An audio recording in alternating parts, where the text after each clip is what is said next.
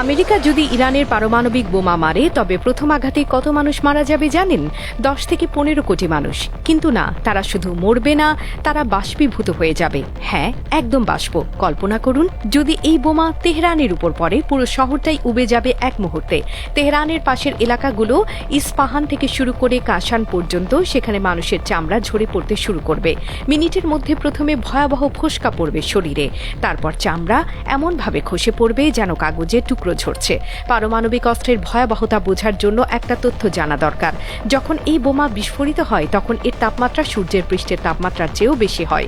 ভাবুন তো, সূর্যটা যদি সরাসরি আপনার মাথার উপর চলে আসে তখন কি হবে? আপনি কি করবেন? কোথায় পালাবেন? 10 থেকে 15 কোটি মানুষ তৎক্ষণাৎ মারা যাবে, বাকিরা হয়ে যাবে রেডিও অ্যাক্টিভ লাশ। যদি কোনোভাবে তারা বেঁচেও যায়, প্রায় 30 থেকে 40 কোটি মানুষ এমন অবস্থায় পৌঁছাবে যে তাদের সম্পর্কে বলা হয় জীবিতরা মৃতদের ঈর্ষা করবে।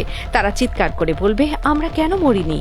আজকের পারমাণবিক অস্ত্র হিরোশিমা আর নাগাসাকিতে ফেলা বোমার চেয়ে 1000 গুণ বেশি শক্তিশালী। হিরোশিমার সেই ভয়াবহতা আপনার কাছে ছোটদের গল্পের মতো মনে হবে যদি আধুনিক একটি পারমাণবিক বোমার বিস্ফোরণ দেখেন।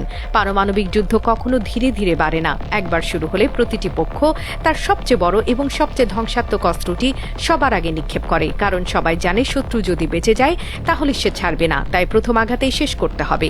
ইরানকে ঘিরে যে উত্তেজনা তৈরি হয়েছে সেটি যদি সত্যি পারমাণবিক সংঘাতে রূপ নেয় তাহলে এক মুহূর্তে কোটি কোটি মানুষ প্রাণ হারাবে, আর যারা বেঁচে থাকবে তারা কাঁদবে এই ভেবে যে তারা মরল না কেন, কারণ বেঁচে থাকাটাই হবে সবচেয়ে বড় শাস্তি।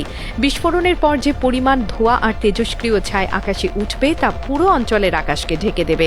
সূর্যের আলো আর মাটিতে পৌঁছাবে না। শুরু হবে নিউক্লিয়ার উইন্টার, এমন এক দীর্ঘ শীত যার শেষ নেই। বৃষ্টি আসবে না, ফসল ফলবে না, একটি দানা শস্য উৎপাদন হবে না সেই মাটিতে। তেজস্ক্রিয় ছাই গিয়ে পড়বে পাহাড় আর উঁচু ভূমিতে, সেখান থেকে নদীর পানিতে মিশে সেই বিষ ছড়িয়ে পড়বে সর্বত্র। যে নদীগুলো ছিল প্রাণের উৎস সেগুলো হয়ে যাবে বিষের ধারা।